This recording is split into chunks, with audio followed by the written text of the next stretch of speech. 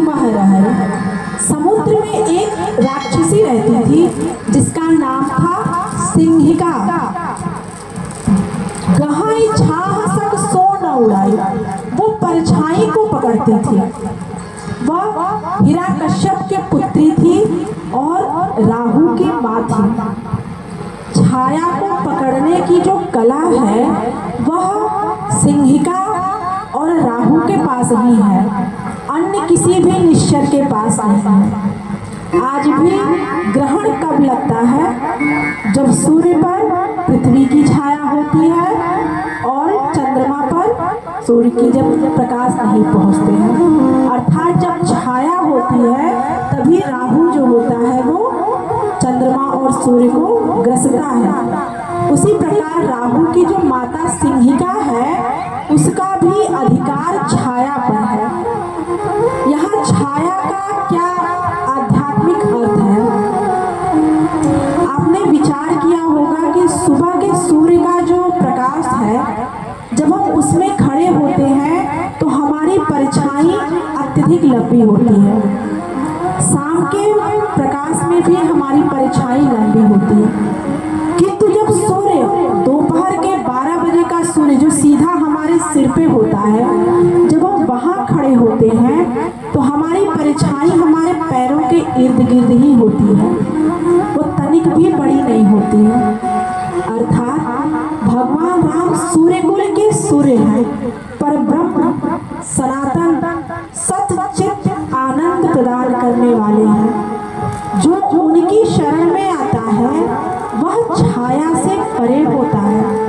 छाया यहाँ पर तम का जो तम होता है, अहंकार होता है, अंधकार होता है, तामसी प्रवृत्ति जो होती है, छाया उसे कहते हैं। तो छाया उसी को ग्रसती है जिसका हृदय तमोगुण प्रधान होता है। जिसका हृदय सत्व गुण से भरा होता है, छाया उसके पास नहीं आती है। हनुमान जी का हृदय किससे भरा है? भगवान राम के नाम से। एक बार जयकारा लगाइए, जय श्री राम।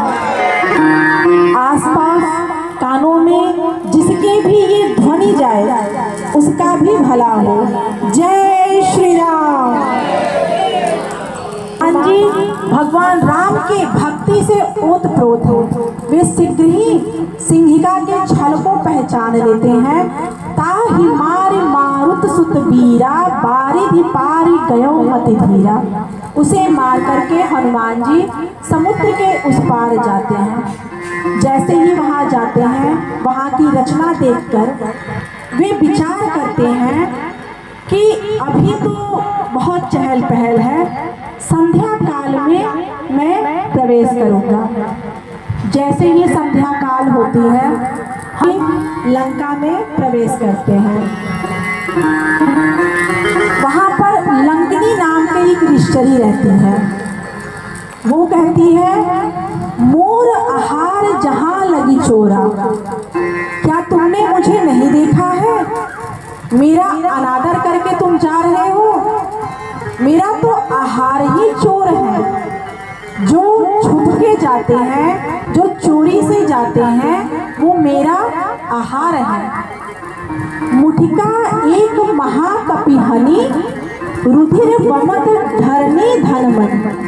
हनुमान जी सोचते हैं कि अभी तो लंका में प्रवेश भी नहीं किया और सामने ही लंकिनी से मुलाकात हो गई।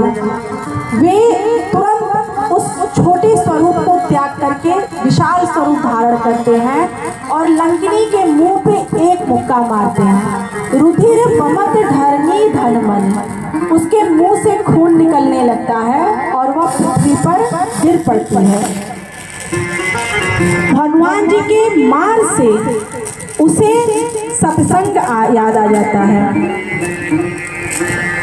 वे कहती है, जब रावण ही ब्रह्म वर दीन्हा, चलत बिरंच कहाँ मोहि चीन्हा, विकल हो सित कपिके मारे, तब जाने निश्चर संहारे। जब रावण, मेघनाथ और कुंभकर्ण जाकर के ब्रह्मा जी की तपस्या करते हैं तो है। वो ब्रह्मा जी से कहती है कि प्रभु, मुझे कब तक इन राक्षसों को अपने देह पर धारण करना होगा। लंकिनी जो लंका नगरी है वह लंका की देवी होती है। वे कहती हैं कि मुझे कब तक अपने इस देह पर इन राक्षसों को धारण करना होगा। तो वे क्या कहते हैं, विकल हो सित कपि के मारे, तब जाने सु निश्चर संहारे। जब एक कपि के मारने से तुम इतनी व्याकुल हो जाओ कि तुम्हें लगे कि अब तुम्हारे प्राण बचने वाले नहीं हैं, तब जान लेना कि लंका के विनाश का समय आ गया है। तात मोर अति पुण्य बहुता, देखे नयन राम कर दूता। तात स्वर्ग अपवर्ग सुख, धैर्य तुला एक अंग।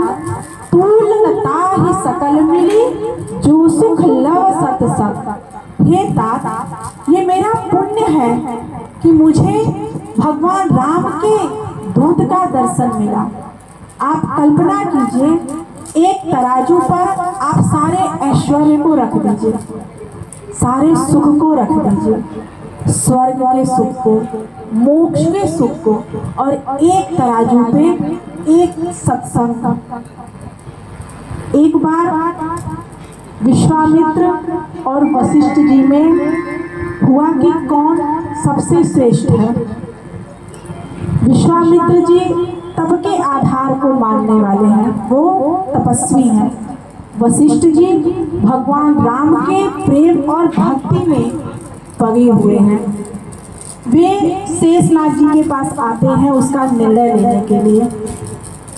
विश्वामित्र जी अपने तप रूपी संपूर्ण शक्ति को एकत्रित करके पृथ्वी के भार को क्षण मात्र भी वहन नहीं कर पाते हैं।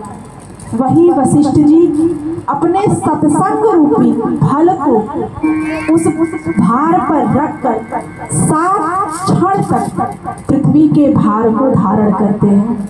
इसीलिए जो सत्संग है वह सबसे श्रेष्ठ है। बिनु सत्संग विवेक न होई, राम कृपा बिनु सुलभ न सोई।